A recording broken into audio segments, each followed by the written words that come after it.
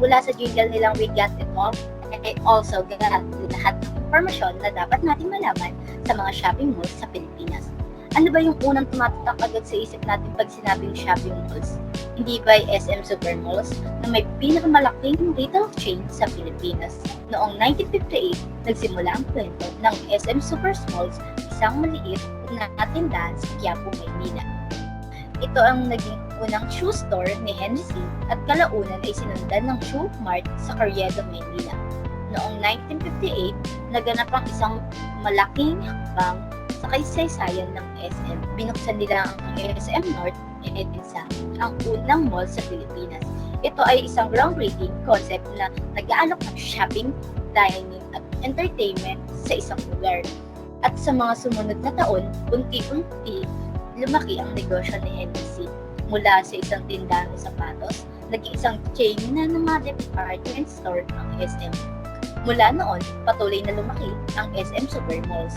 Nagbukas sila ng mga malls sa iba't ibang bahagi ng Pilipinas, mula sa mga urban na lugar hanggang sa mga probinsya. Ang mga mall na ito ay naging mga sentro ng komunidad, nag-aalok ng trabaho, libangan at serbisyo sa mga Pilipino. At hanggang sa kasalukuyan, ang SM Supermalls ay isa na rin sa mga pinakakilalang brand sa Pilipinas. Patuloy nilang inobasyon ang kanilang mga mall upang mas maging relevant at kaakit-akit sa mga mamimili. At habang lumalaki ang ekonomiya ng Pilipinas, inaasahan na patuloy na lalago ang SM Supermalls bilang isang mahalagang bahagi ng buhay ng mga Pilipino. Noon pa man, tayo mga bata ay hilig natin ang magpunta sa shopping malls. Natutuwa tayo sa laki ng lugar, sa dami ng ilaw at sa mga mabibili natin dito.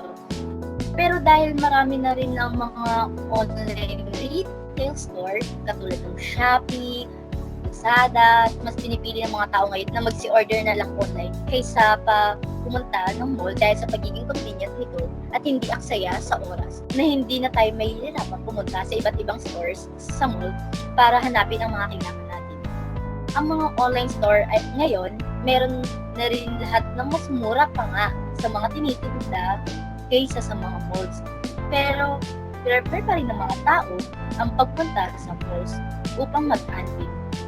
Sa isang lungsod tulad ng Maynila, kung saan ang temperatura sa araw ay umaabot ng 32 degrees Celsius, ang mga tao ay dumadagsa sa mga mall upang makatakas sa nakakapasong init.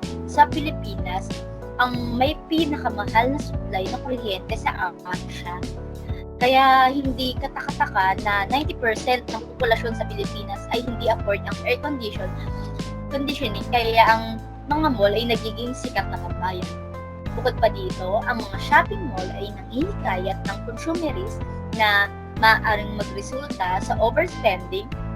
Ang pagkakaroon ng maraming tindahan at promosyon ay maaaring maitulak ang mga tao na bumili ng mga bagay na hindi nila kailangan. At ang mga shopping mall din ay nag-highlight ng social inequality. Ang pagkakaroon ng mga high-end na tindahan ay maaaring magpakita mayroong pagkakaiba sa kalagayan ng mga tao.